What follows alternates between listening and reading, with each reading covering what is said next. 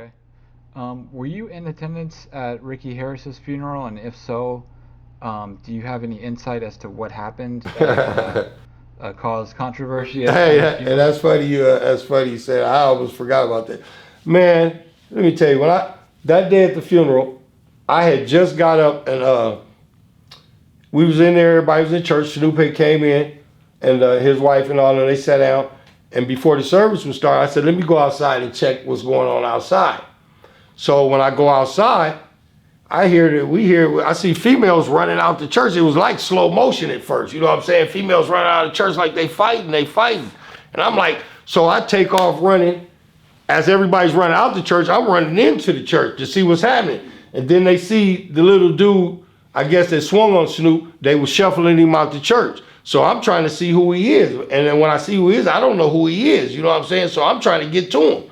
So we get him out to the street, and we Trady is out there, a little half dead. We all trying to get to him, and then I come, and then somebody grabbed me. It's like, Floss, that's my son, and it's my homeboy from the West Side, and it's his son from the West Side of Long Beach. And I'm like, man, you better get him out of here. You know what I'm saying? Get him out of here before for something happened to him.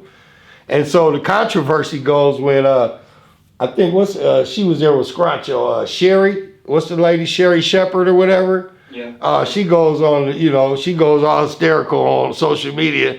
So automatically TMZ puts my name out there like I'm the man. Oh, thanks TMZ, I got a check for that too. Yeah, but it wasn't me. You know what I'm saying? Everybody thought I planned that and I did all. It wasn't me, man. It wasn't me at all.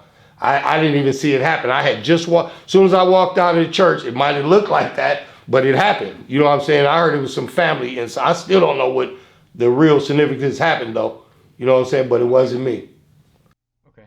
But it was an incident where Snoop and somebody else got into a Somebody fight, swung right? on him at the church. Yeah, inside the church. I think it was Ricky Harris's cousin or something like that. Yeah.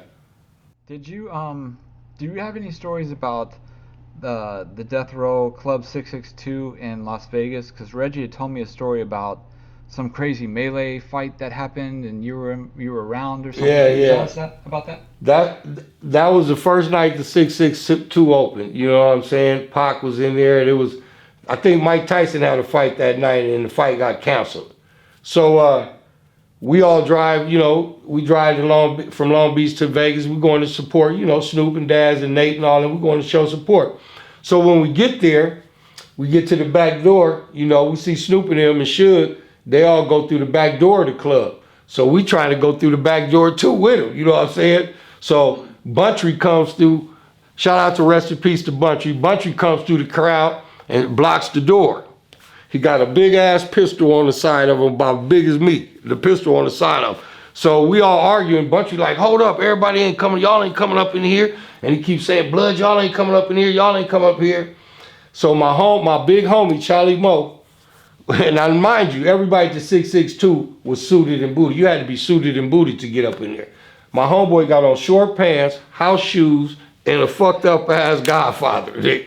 He pushes his way, this is our big homie, he pushes his way up through the crowd, and him and Buntry is nose to nose. And he's like, you better not say blood to none of us no more. So it's like a standoff in the doorway of the 662 at the back.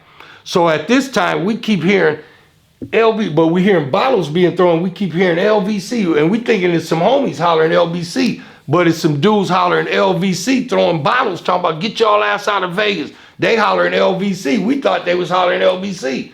So it was a little pushing and shoving. So Buntry finally get the door closed. Bam. So Mo's like, fuck that. We finna go to the front, nigga. It's finna be on. So as we turn in the corner, Big Style and Daz is coming out the front door, and they came and got us and brought us all into the club. So we get up in the club and we pick out a couple of tables. We sit down at the tables and shit. And Lil Flossy, Lil Flossy was with us. He had to be only about 16 or 17 because he was getting kicked out the casino. He goes immediately to the bar and grab about 2 bottles of Cristal, 2 bottles of Don, and bring them straight over to the table. So when he goes back to over there to do it, Suge walks in and peeps the game.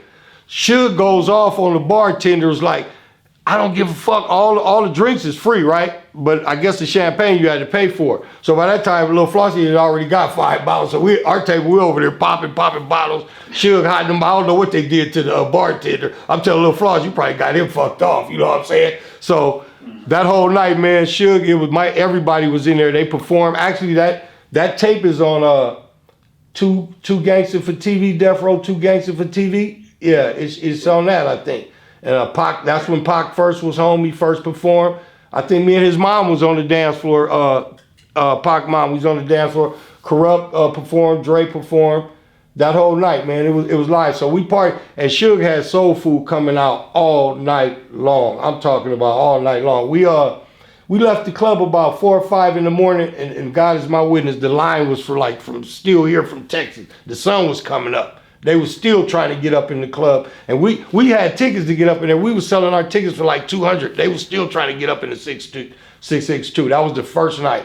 It was an epic night. It was an epic night. Yeah.